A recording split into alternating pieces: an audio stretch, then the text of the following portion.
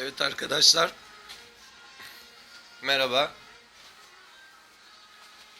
Herkese iyi kandiller diliyorum.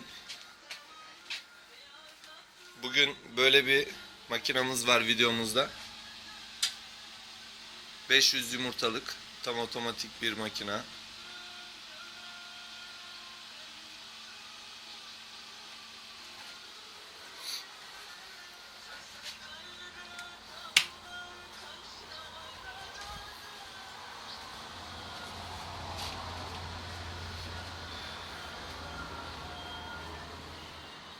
Makinenin durumu böyle arkadaşlar.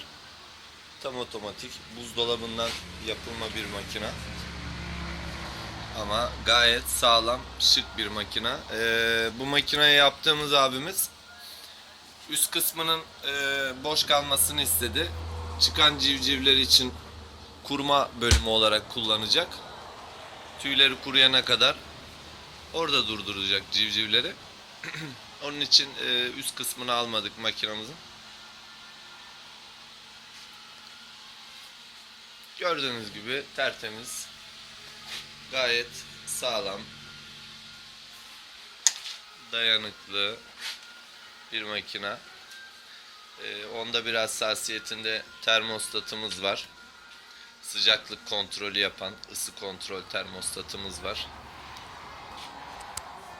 Burada bir adet ışık düğmemiz var iç aydınlatma için. Daha sonrasında otomatik çevirme için çevirme butonu ve manuel çevirme yapabilmemiz için böyle bir buton var arkadaşlar.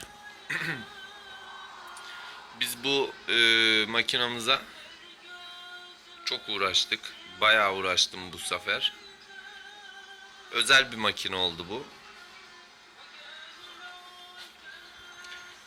Herhangi bir sorunuz olursa arkadaşlar, cihaz lazım olan arkadaşlarımız vardır. Kuluçka makinesi yapmak için veya hazır makine yaptırmak isteyen arkadaşlara yardımcı olabilirim bu konuda. Manisa'dayım. Bilmeyen arkadaşlarım için tekrarlıyorum.